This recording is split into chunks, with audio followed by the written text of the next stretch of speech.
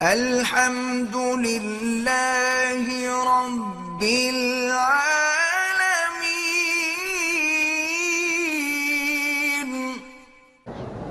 کہتے ہیں جی قیامت والے دن باپ کے نام سے پکارا جائے گا یا ماں کے نام سے۔ یہ ماں کے نام سے تو انگریزوں کی رسم ہے، اس کا اسلام سے تو کوئی تعلق نہیں۔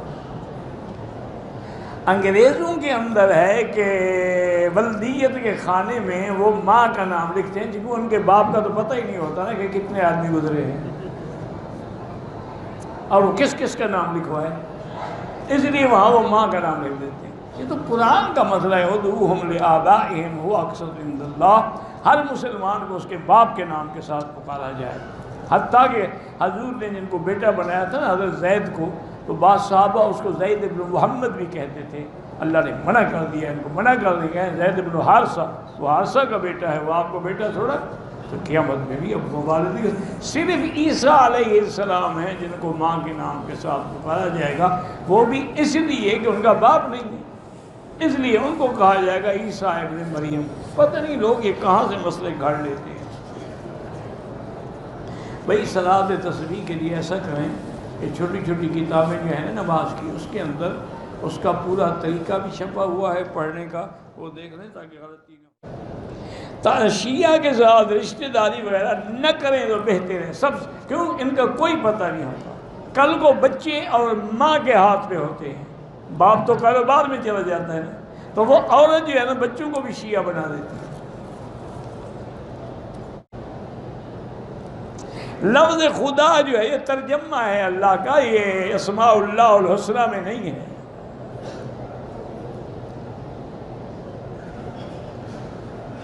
میرے بچے اچھے سکولوں میں پڑھتے ہیں لیکن ماں ناراض ہے، اللہ اس کو ہدایت دے، اس کو راضی کرنے کی کوشش کرے، باقی اب بچوں کو ڈسٹرب نہ کریں، ان کو پڑھنے دیں۔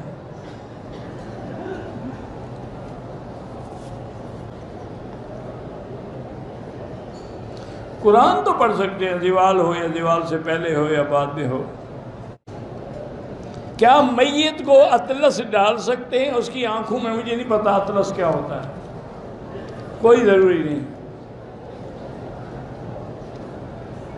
میری بیوی جو ہے عبادت کی طرف رغبت نہیں ہے، اللہ سے دعا مانگا کریں اور آپ کوشش کیا کریں۔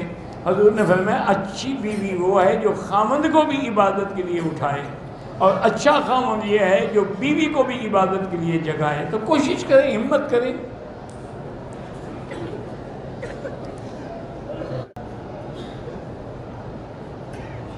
ایک آدمی مسلمان ہے، اس کا باپ غیر مسلم ہے، باپ مر گیا، تو اب مسلمان کا کوئی تعلق نہیں ہوتا کافر کی جائیداد، نہ کافر کا تعلق ہوتا ہے مسلم کی جائیداد۔ لا یرث المسلم والکافر۔ جمعہ کے دن فجر کی نماز میں سورج سیدھے میں چلا جاتا ہے، مقتدی ناسمجھی کی وجہ سے رکوع میں جاتے، جو رکوع میں گئے ان کی بھی نماز ہو گئی، جھکے تو ہے نا اللہ کے آگے وہ بھی۔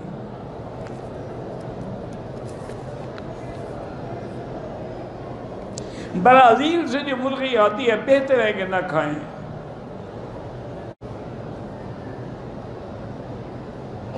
اگر میاں بیوی نے مجامعت کرنے کے بعد سو گئے، صبح اٹھ کے غسل کیا، کوئی حرج نہیں، لیکن افضل یہی ہوتا ہے کہ غسل کر لیں۔ اگر اس وقت ہمت نہ ہو کم سے کم وضو کر لیں، کیوں پتہ ہے موت آ جائے اسی حالت میں۔